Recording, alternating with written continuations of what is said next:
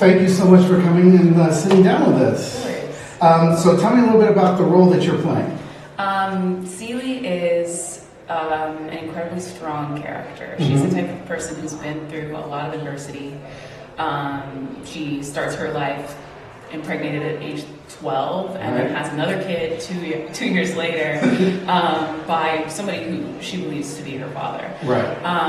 And over the course of several years, she's separated from everyone that she loves, her children, her sister, her best friends. But nonetheless, she learns to love, and that love is either put out to the people that she's been separated for so long, or somebody that she's always been on the inside. Oh, that's great. So, like, what excited you about the show and the role? The Color Purple was a movie that I watched when I was very little. I consider it to be a very important piece to Black cinema. It's been something that I resonate with very dearly, just because I've gone through certain situations where I felt less than, or I felt like I was struggling with being who I am. Right. And the end part of, the story itself is that learning to love yourself is probably the most important thing in the world. Wow, that's great. Do you have a favorite musical, or is it The Color Purple? It is not The Color Purple. Oh, okay, all right. My favorite musical is Sweeney Todd, The Demon Barber. Oh, that's amazing. Yeah. Are you going to go see the one at La Mirada that's currently playing? I might. I was thinking about it. I don't have a ton of money right now. Maybe I will, maybe I won't. Right. But I know a couple people that work there, so maybe I can get myself in there. Who knows? Right. Yeah.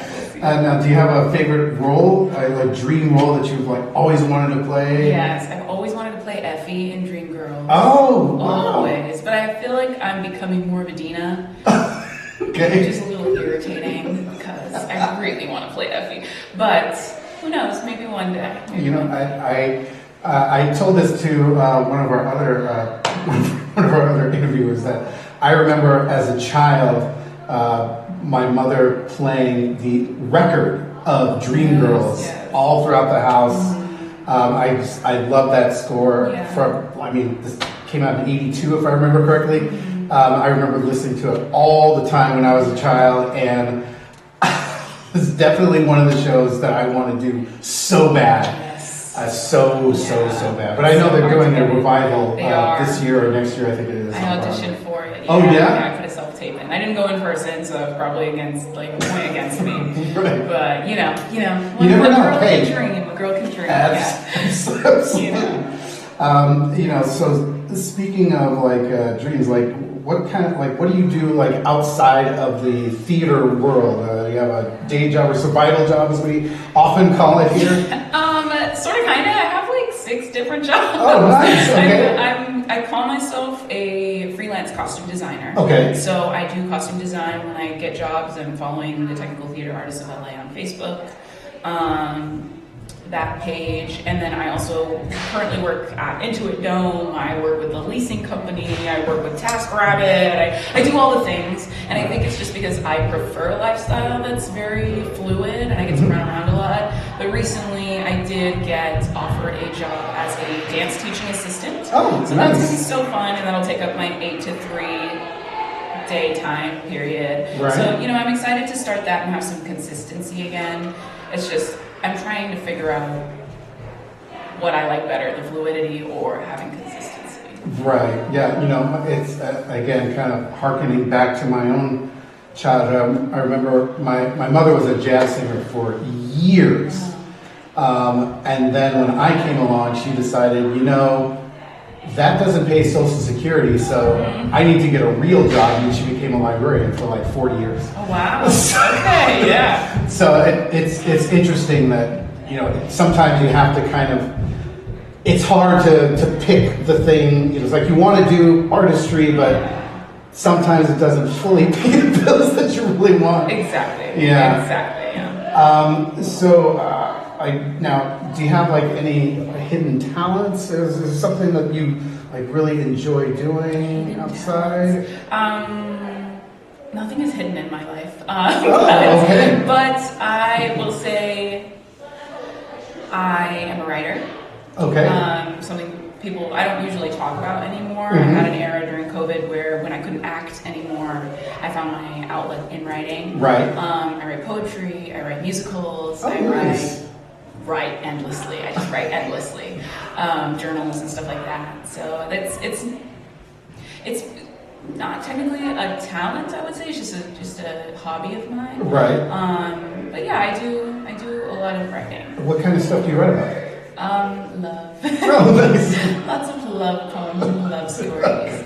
When I was a kid, I used to write stuff about like vampires and magic powers. And stuff like that, which also included love. Completely. But no, it was there. It was there. The love was there, but it was just not the focus. Right. And then as I got older, I started to write a little bit more. I have a play out. It's called "Does He Like Black Girls?" It's it's kind of a punch you in the face type of title, and it's to get your attention. Right. But it's about adolescence and learning to date and getting to know your intersectionalities as a young black woman. And so it features two young black women who are best friends, and then a new best friend who comes through. And she has an entirely different perspective on dating than they do. Right. And they sort of just learn how to navigate high school together. Oh, wow. It's a lovely story. But I also talk about just political views and stuff like that in my most recent musical called Fast Food the Musical. And that one is very, very fun. It's something that I'm still working on. But yeah. That sounds interesting. Hopefully we'll get to see those up real soon. I hope so too, yeah. So are you one of the few who's born and raised in LA, or? No. No? Oh, where'd you hail from? Well, I am from the Southern California area. I moved around a lot on the West Coast. I had a couple of years up in Oregon also, Portland, Oregon, and then for the most part born in Marietta, lived around Hammond, California, lived in Riverside, but I always say I'm just from Riverside. Right.